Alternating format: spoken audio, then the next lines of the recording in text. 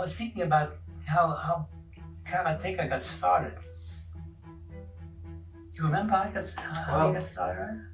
So I was in college. It was my freshman year, I think, in college. Yeah. I probably came home on vacation. Yeah. At one point with this new project that was starting, and we were taking karate lessons at the local gym in Chappaqua. I remember that. You were? Well, Mom and Emily and I took some that your too. mother and Emily were doing karate very vigorously.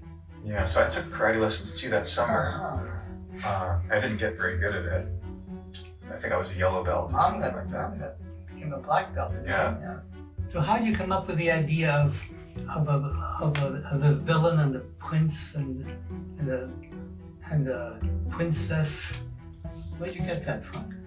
I think it was really Choplifter that gave me the idea that a game could tell a story. And then as to what the story was, since I knew that the gameplay would be a series of karate battles, it was really, I just turned to the Bruce Lee movies. Bruce Lee. Yeah, the simplest kind of story. It's always a series of karate battles leading up to the battle with the... And the drama was where there's a problem and the hero has to solve it.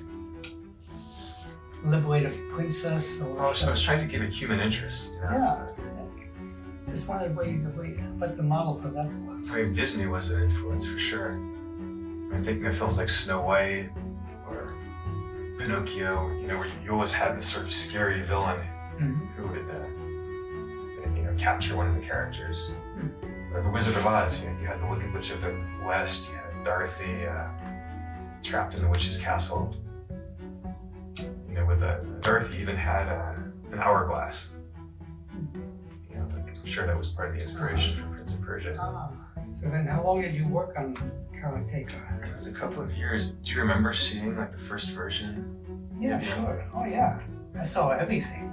Yeah, you saw it evolve. I saw it evolve. Yeah, I remember that I remember telling you that there were great props available if you used the Japanese theme. That you could use a Shinto gate and Mount Fuji in the background. Remember that? Was that your idea? Yeah. Wow. Yeah, sure. Because you didn't know what those things were. Oh, I mean, we had the prints of the wave breaking on Mount Fuji. Yes. We had those books of Hokusai prints and Shiraku prints. And I think you brought those back from a trip you made to Japan in the 60s, right? Because growing up, I mean, we had a Goban. Yes. I bought back the Go sets and the Goban. But anyway, I remember telling you about the Shinto gate. And then we looked it up. Because I didn't remember exactly what the boards looked like. So we looked it up and found a picture of one in the middle of the water, remember? Yeah. The ocean. I said, that's what it should look like. And you said, okay, and you did it right away.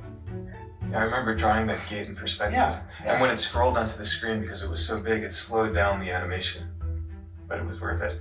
And then Mount Fuji was always visible in the background. Yes. It was kind of an illusion of animation because you couldn't really do scrolling on the Apple II. But there was this gate that had a repeating, a post.